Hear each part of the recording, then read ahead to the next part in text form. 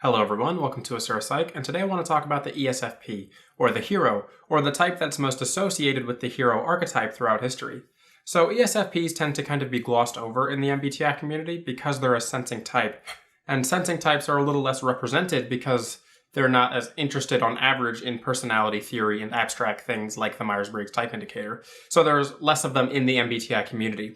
But that said, I think that ESFPs have a lot of shining qualities that really deserve recognition in the Myers-Briggs system that people tend to gloss over, and I wanted to talk about those today. Let's get into it.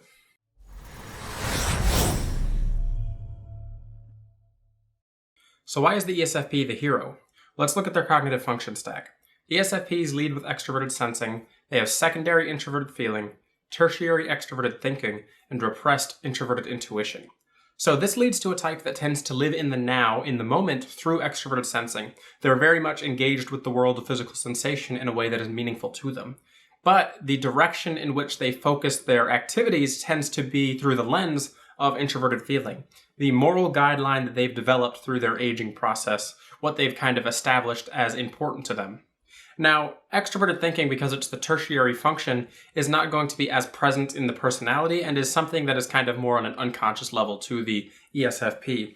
But introverted intuition plays an interesting role in the ESFP because of its repressed state. So ESFPs tend to have introverted intuition in a way that, because it's repressed, is meaningful to them, but it is not developed.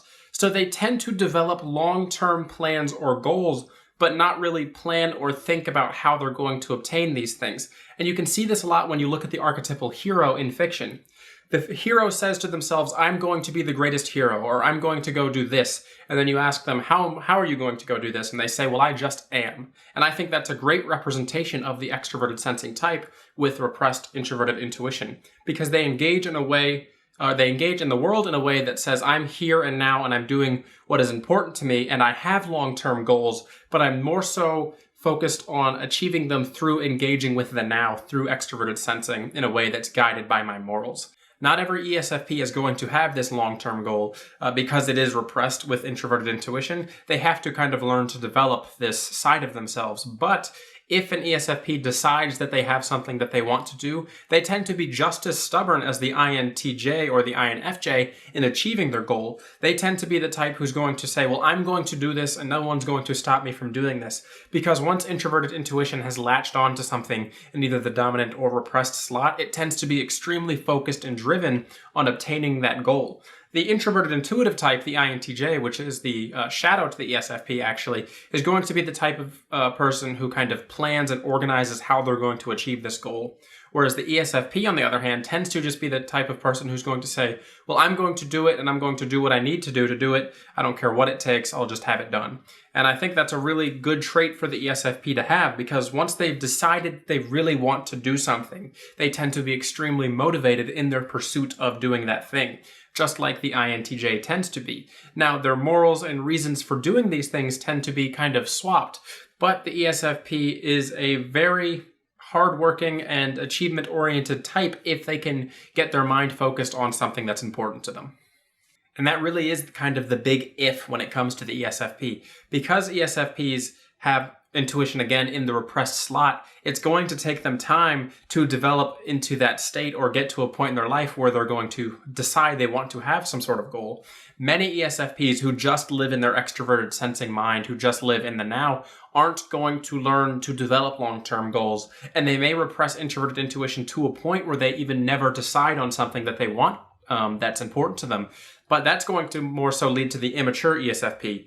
The mature and growing ESFP is eventually going to kind of develop that introverted intuitive side of themselves. They're going to step away from just living in that playful kind of sensation type of lifestyle typically associated with the ESFP and the ESTP personality type, and they're going to think about what they kind of want with life and how they can go about obtaining it. Now, their long-term planning may not be as strong as the types who are naturally intuitive, but because introverted intuition is going to latch onto a goal, they're typically going to be more so determined on obtaining that one thing. So a fictional example I like to use when I talk about ESFPs, and I know the internet might disagree with me here, but I really think that the character Luffy from One Piece is a great example of an ESFP who is maturing and developing at a decent rate. Now, the internet seems to think that he's an ENFP, and if you think that, that's fine. But let me just explain my side of that story and why I think he's a good representation of the ESFP personality type. So, Luffy in One Piece is a character who lives in the moment and is guided by his morals, but he also has this singular long-term goal or plan. He says, I want to be the king of the pirates.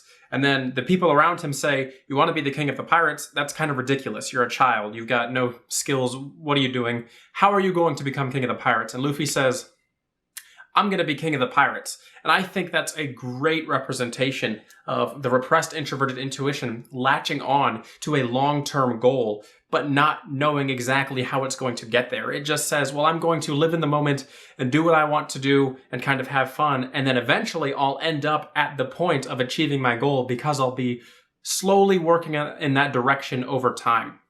There's a great scene in that show where you can see Luffy kind of begin to develop his introverted intuition in the Marineford War arc. I know this is turning into an anime discussion, but he fights a swordsman by the name of Mihawk, and he stretches his arms back because he's got the stretchy arm powers, and he's preparing to launch them forward to attack this swordsman, and he stops because he sees a flash of insight of this swordsman cutting off his arms, like a forethought of this swordsman chopping off his arms, and he stops and he ends up pushing his arms into the ground, and he says to himself, if I had done that attack, he would have cut my arms off.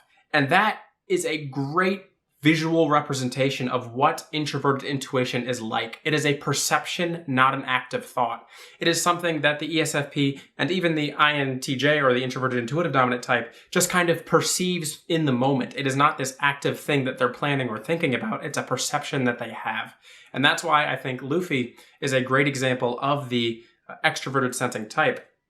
Now, something else interesting with the extroverted sensing type is you tend to notice them a lot as shonen protagonists or characters in shows who are kind of young and engaging in the moment. You could say maybe like Goku is an ESFP, I don't know for sure. But one thing that you seem to notice as these characters develop in these shows, as the ESFP matures in these archetypal stories, is that they develop their ability to predict. Like I said with Luffy a few moments ago, he kind of develops this ability over time to predict the enemy. And this manifests itself at its zenith point later on when he develops the Haki, which is literally his ability to predict the enemy's opponents through intuition. And Goku even gains a similar ability in Dragon Ball Z through the Ultra Instinct.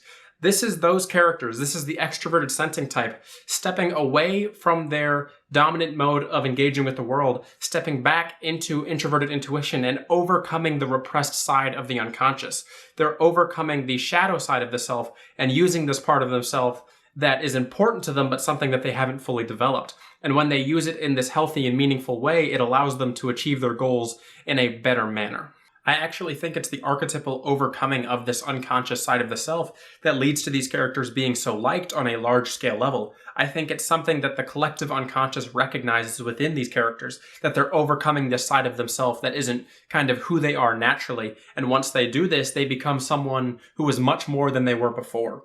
And you see by the end of a lot of these types of shows that the ESFP character tends to end up in a position that's like pseudo-leadership, where they're kind of the figurehead for whatever they're representing, but they aren't really the leader because they don't have the skills associated with actual leadership like the ESTJ or ENTJ might be, but they tend to end up in this like figurehead position where they get statues made of them, where they're very important characters. And I think that's a great representation of the ESFP because they end up being this shining beacon of what people could be and a representation of the morals of the society and place in which they live.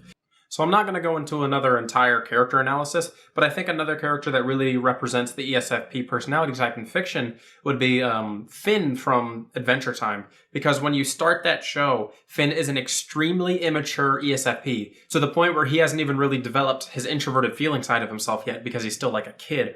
But by the end of that show, 10 seasons later, you really get to see how he develops and kind of learns what it means to be who he is, and he stops engaging in the moment in such a way where he's ignoring all of the context and meaning of what he's doing, and he kind of starts to develop into this hero archetype who is kind of acting and thinking ahead about what needs to be done. So I hope you've enjoyed this short little analysis on the ESFP personality type and how they relate to the hero archetype. I would like to say that if you want to do a personality session with me, or if you'd like to be typed with me, please check out my website, asurasite.com. I'm moving my blog there. I had a WordPress, but I'm moving that to the asurapsych.com website. I hope you've learned something in this video. This has been Asura at Asura Psych. Have a good one.